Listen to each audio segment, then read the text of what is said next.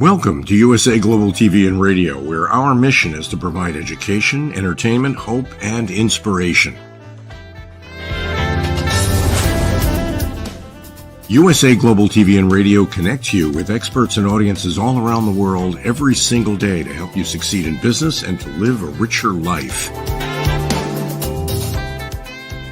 Visit us at usaglobaltv.com to learn about career and life-changing training and mentoring programs like the Listening Mentor. Subscribe to our newsletter to stay informed about our special programs and offers. Discover how you can become a guest on one of our shows or a host or producer of a USA Global TV and Radio show of your very own. That's USA Global TV and Radio, where the doctor is always in.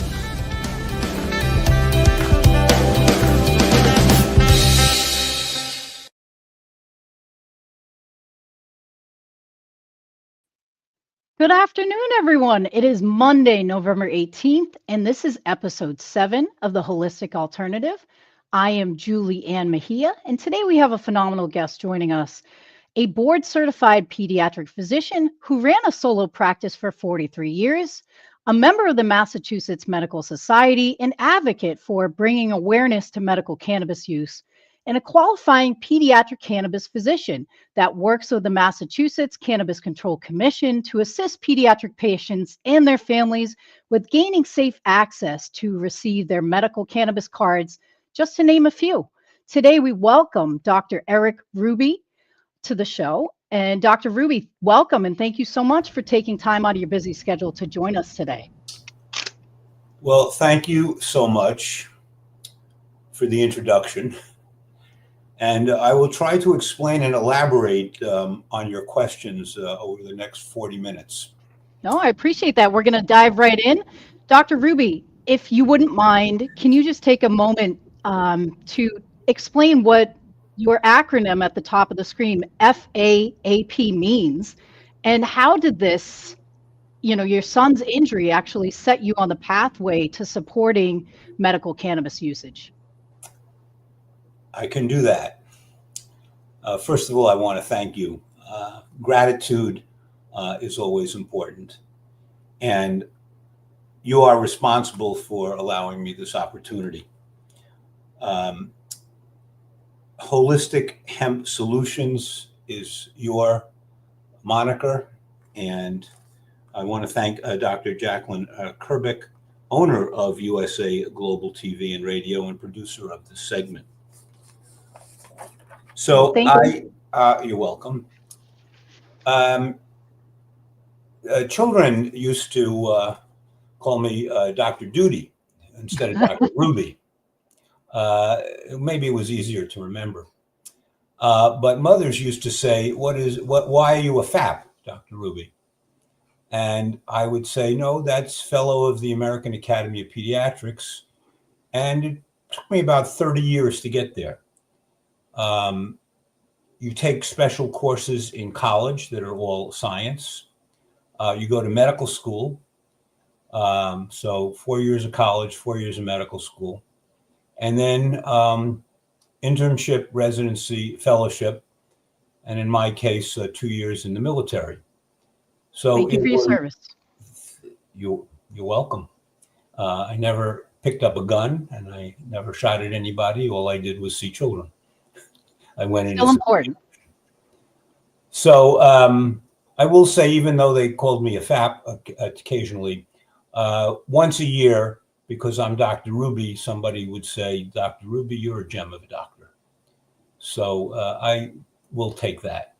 So just getting to it, by the time I was 30, I opened up my practice.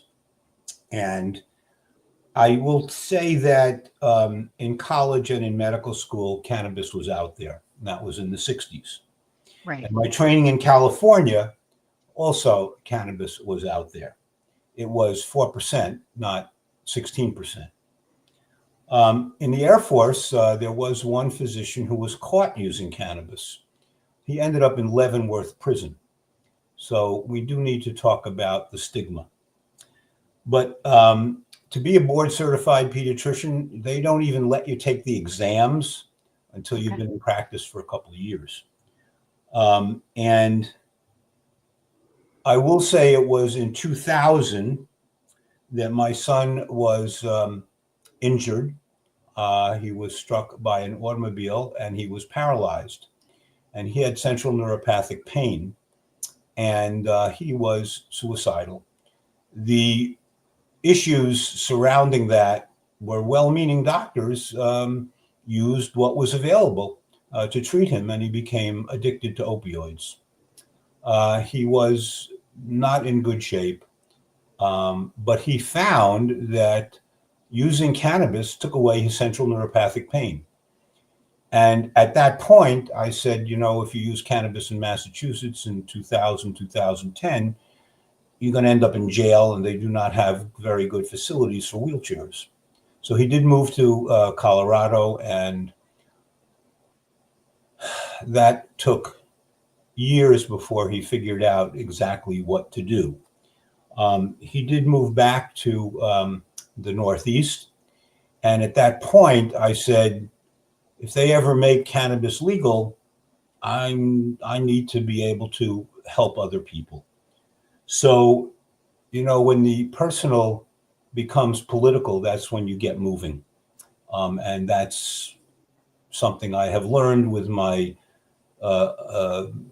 involvement with the Mass Medical Society and the American Academy of Pediatrics. But I took courses and I read as much as I could. And when cannabis became legal medicinally in 2014 in Massachusetts, I was one of the first pediatricians to sign up. Since that time, I have treated over 500 patients. Wow.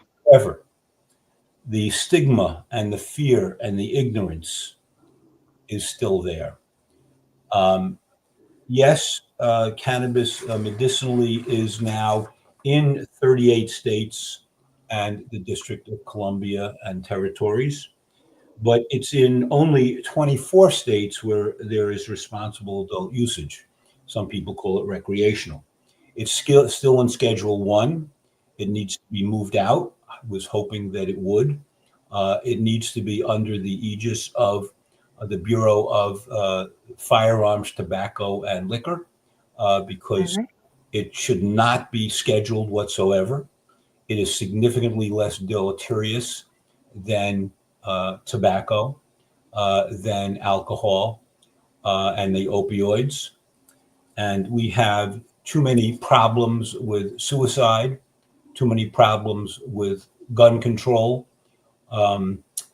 and put the accent on the right syllable. If you want to control things in our country, control guns, control tobacco, control alcohol, and get rid of what is called the implicit problem with calling it marijuana. It is not marijuana. It is cannabis. Cannabis Agreed. is a plant. Cannabis is a medication. And that's Cannabis. a scientific name for it. And that's always been the scientific name. Over 80 years ago, you used to be able to go to a pharmacy and get cannabis prescribed for a variety of health concerns. Well, it was legal until 1938, between 1938 and 1942, because of William Randolph Hearst and a movie called Reefer Madness. The government changed the rules. Fiorello LaGuardia in the 40s said, this is not a medical problem, this is a public health problem.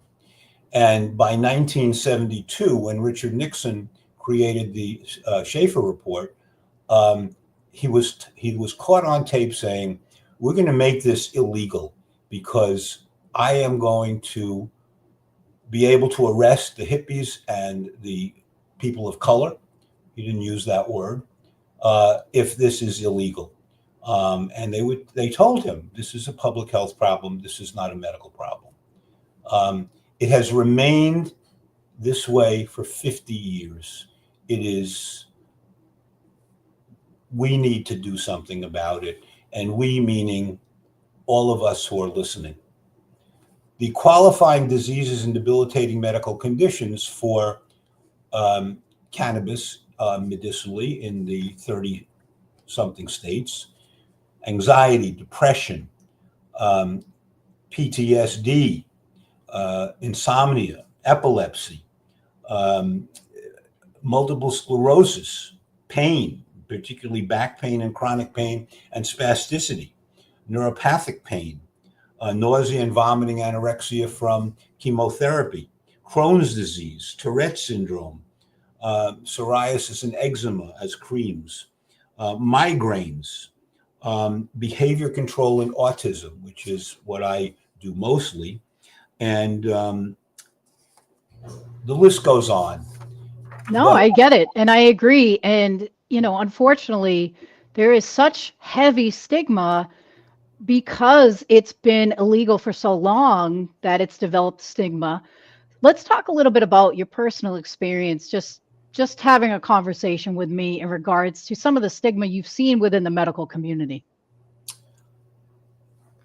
At the level of the Mass Medical Society, I was not one of their favorites because I kept on pointing out the benefits of medicinal and the benefits of doing the research, doing the education.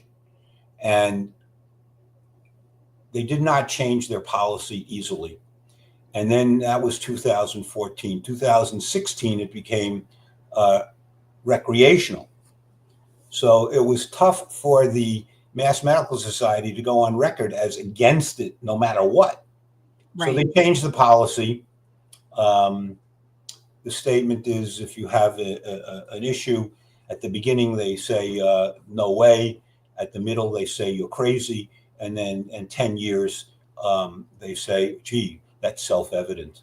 So right now, we're pretty much self-evident in that the official policy of the Mass Medical Society, public health, is for education and for research.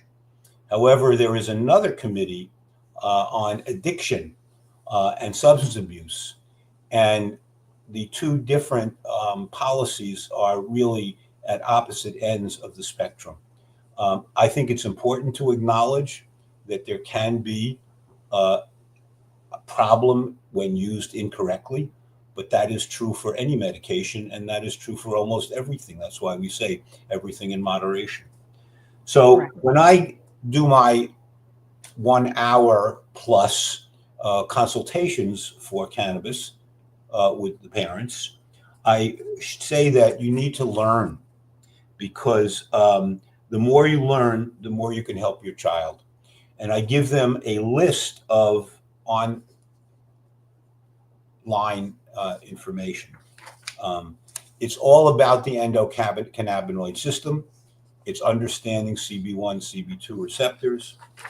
I did write an article that was published in the summer of 2016 that said even our own Academy of Pediatrics, as early as January of 15, recognized that, quotes, marijuana may currently be an option for cannabinoid administration for children with life-limiting or severely disabling conditions and for whom current therapies are inadequate.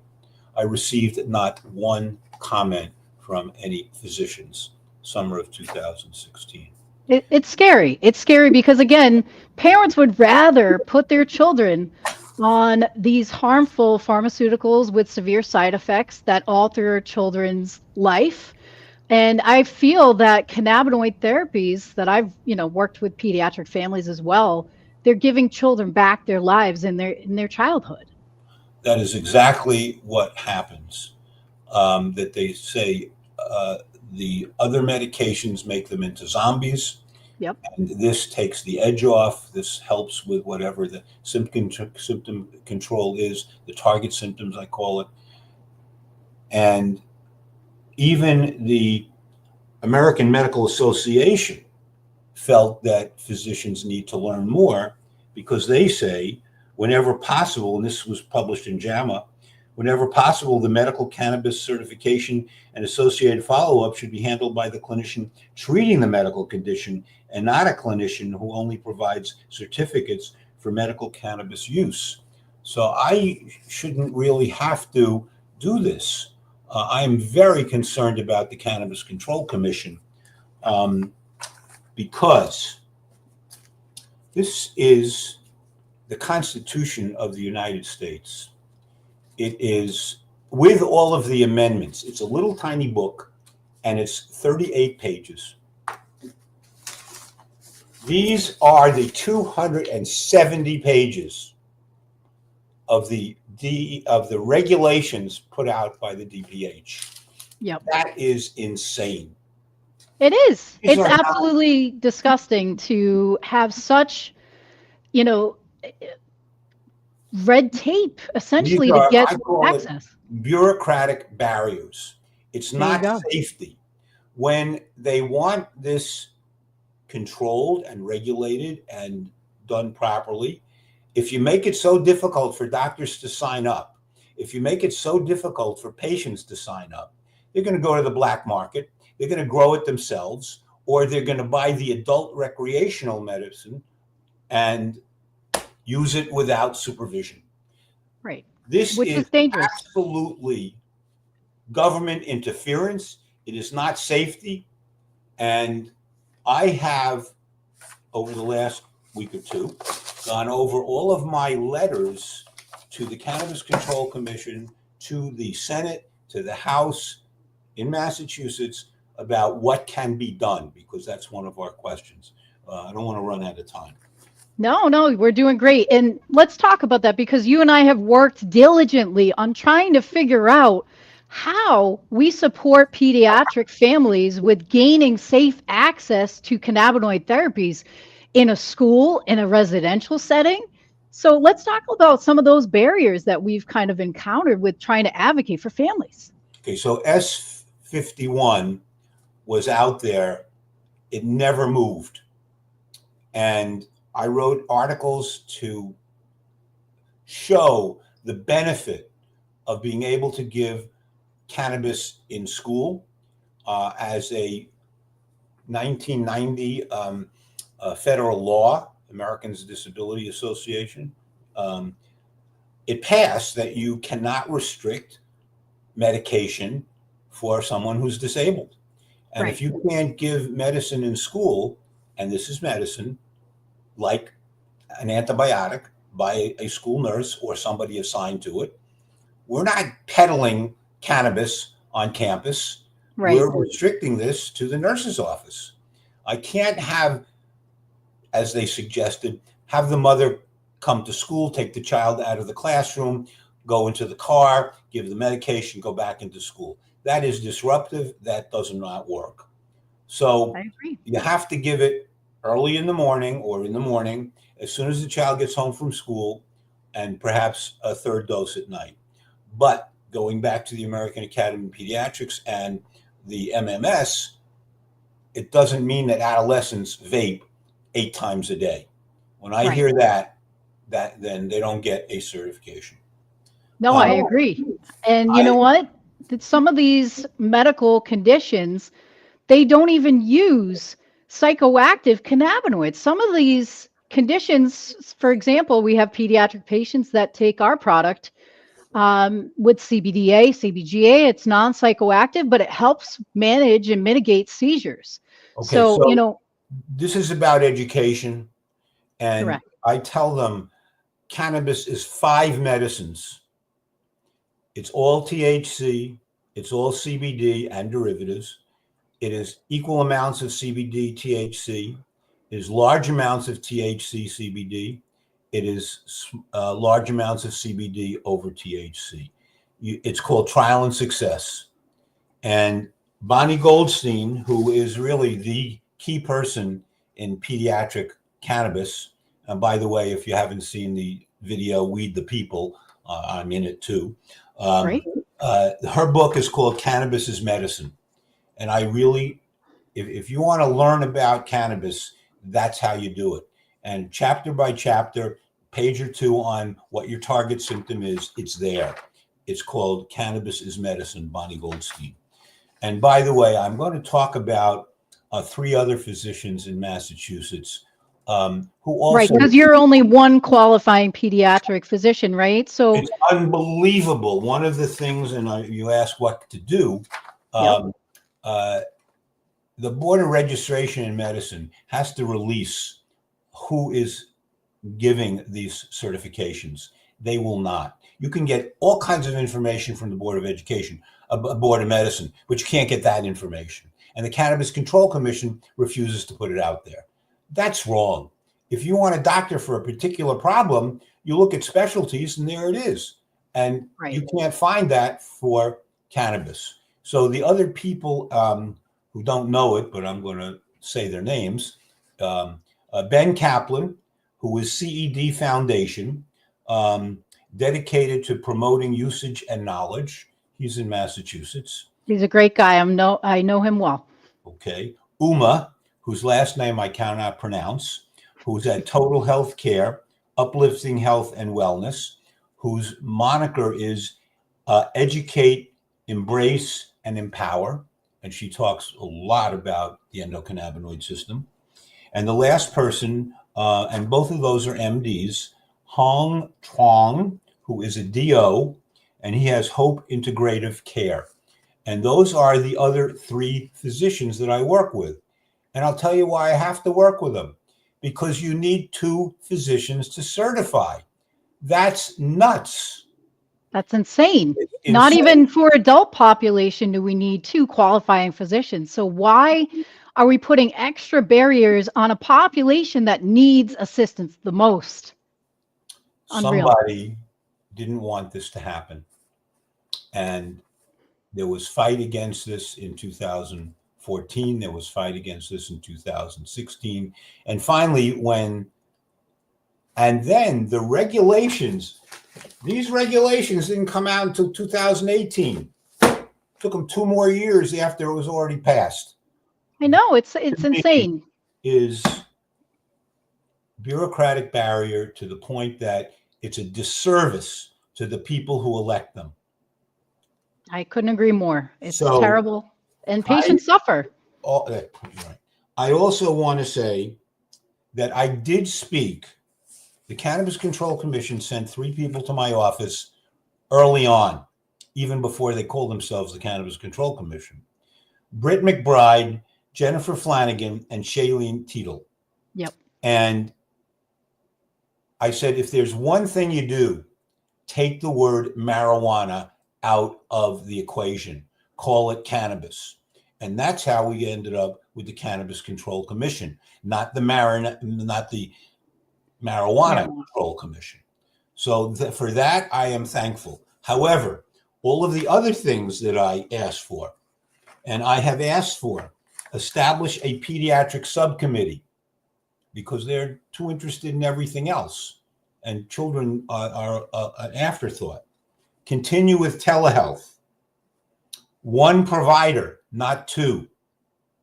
The certification and registration, the dates need to coincide. There's a big problem there.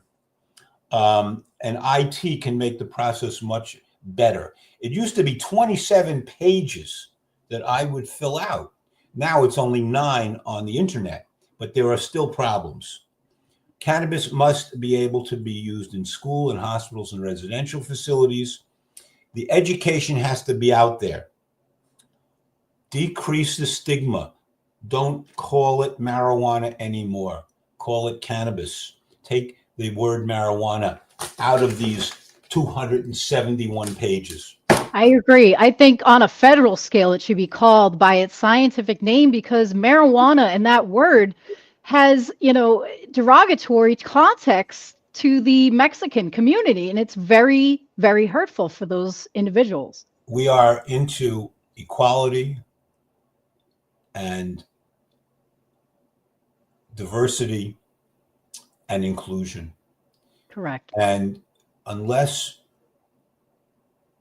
you are a real hypocrite, which unfortunately a lot of people They are. You're going to keep calling it marijuana because of the implications. And I don't know what's going to happen in the next 4 years. Well, hopefully we see things move forward in a positive trajectory. Right.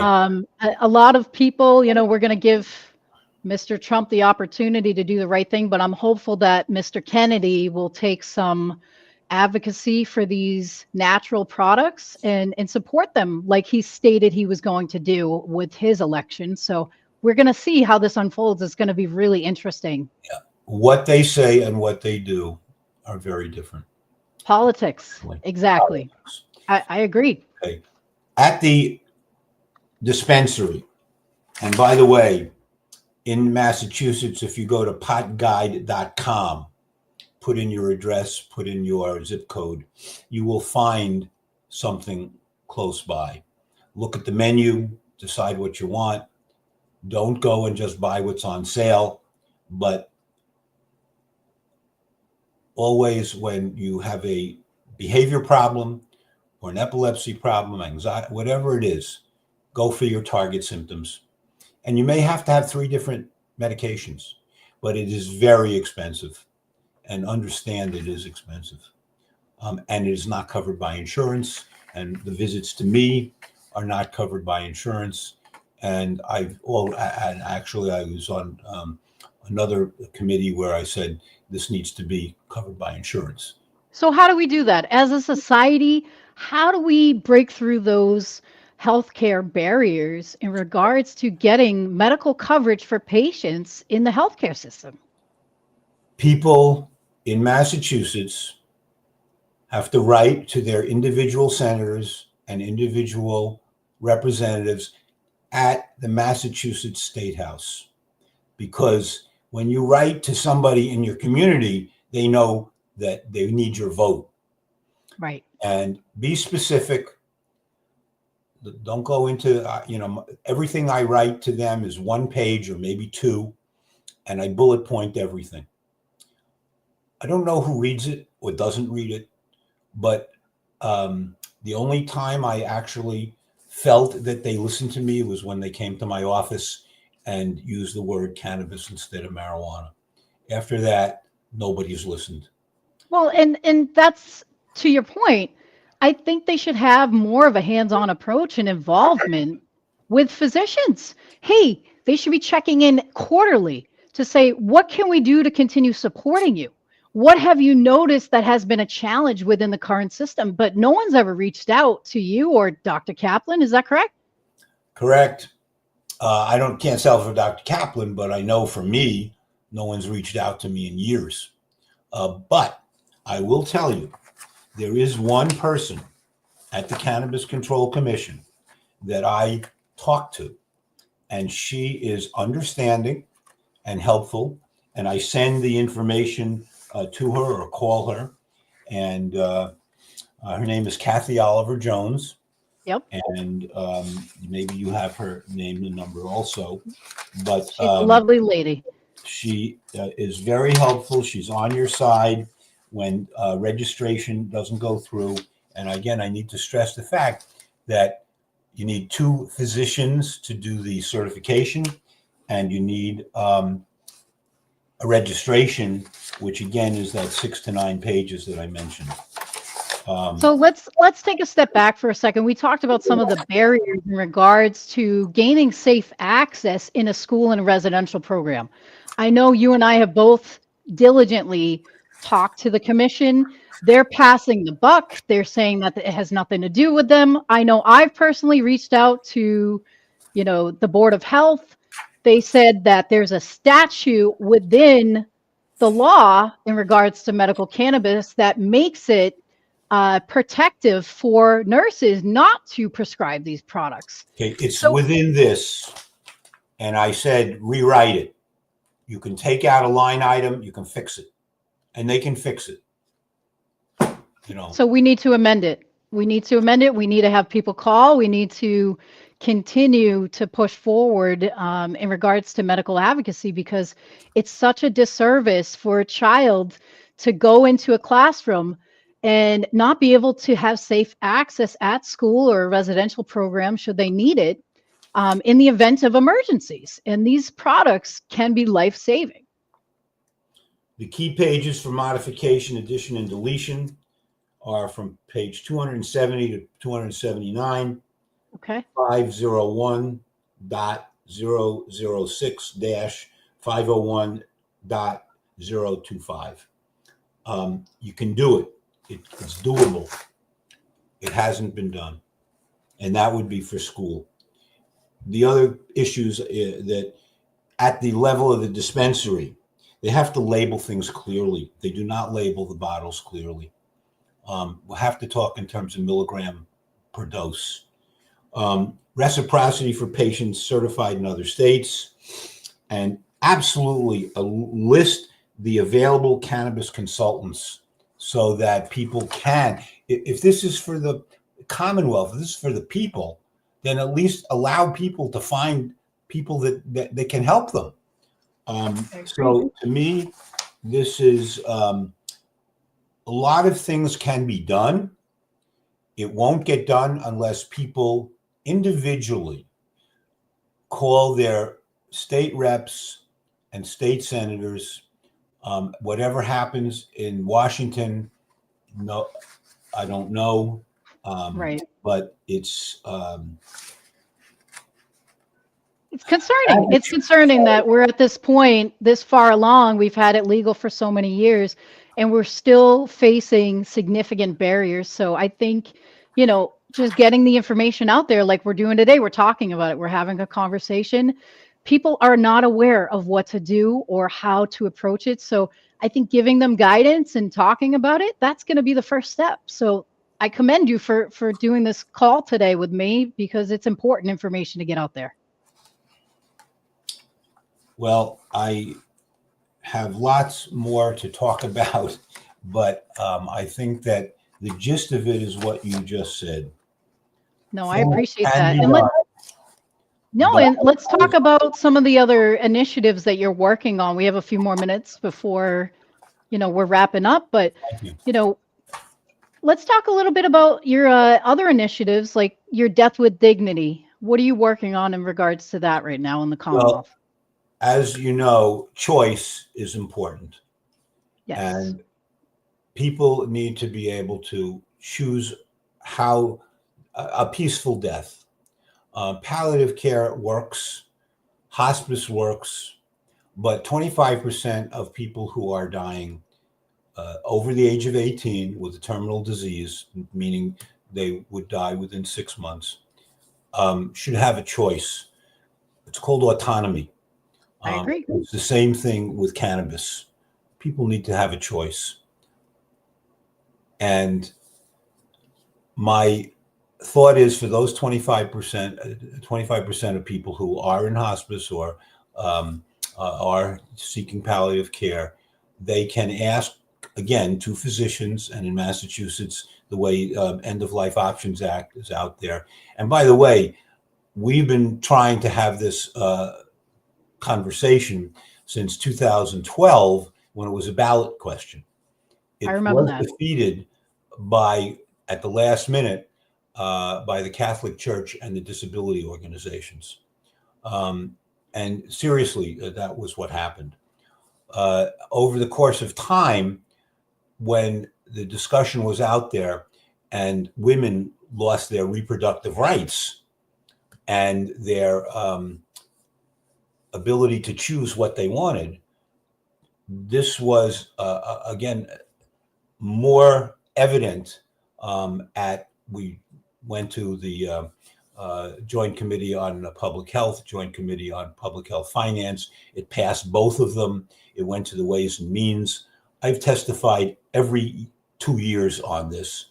It can't get past Ron Mariano, the Speaker of the House. It will never get past him.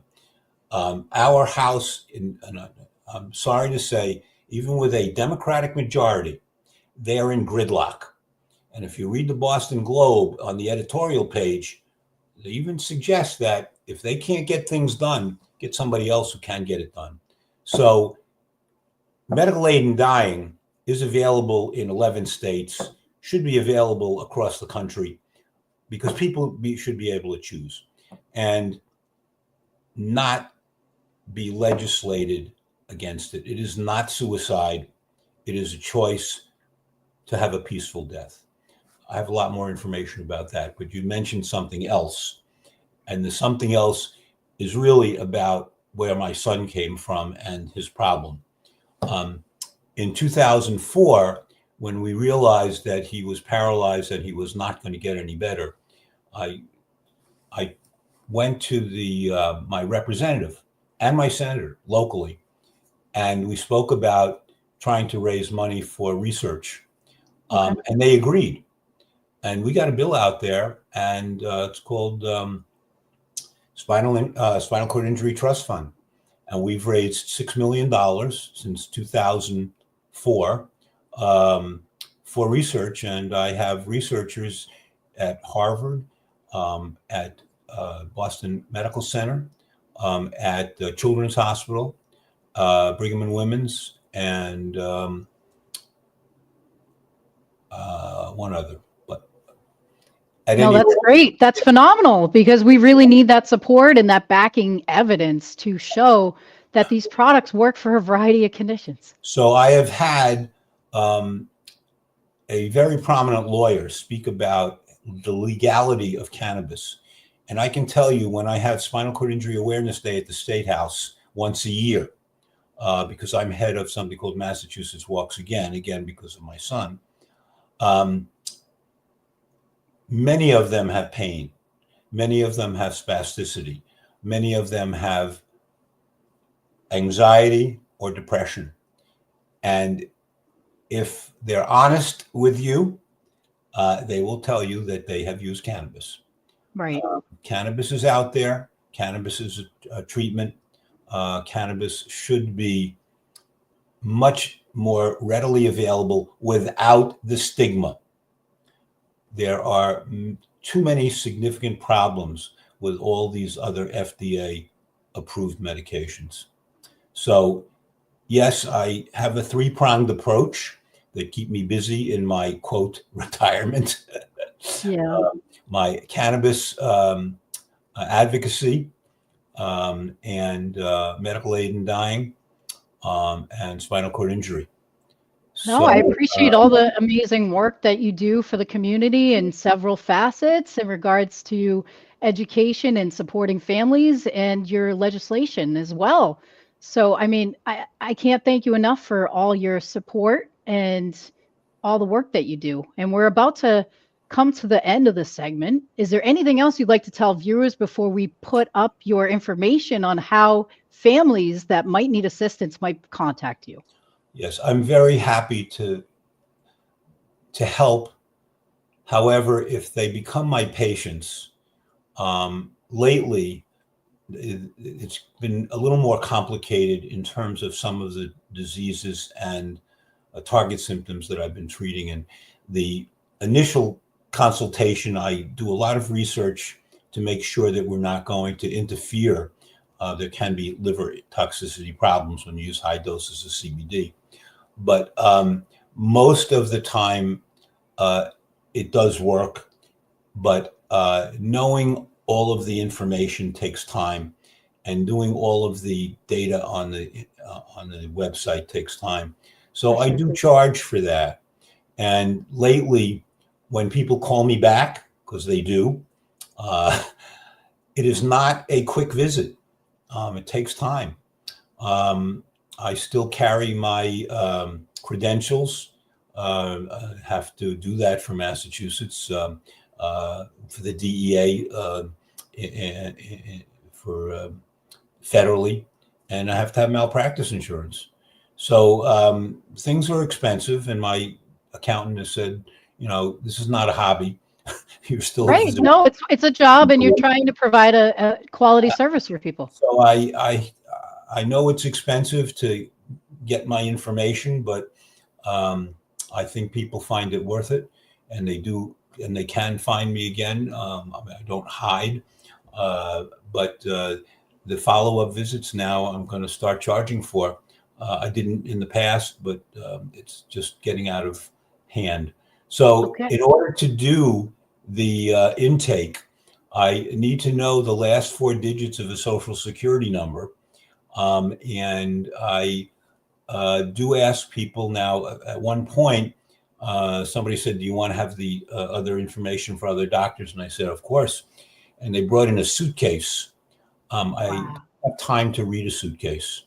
No, So I that's get why it. I wrote down a summary of the disability in chronologic order, just 1 page, a list of the medications, 1 page, and to fill out this. And then I asked for $250.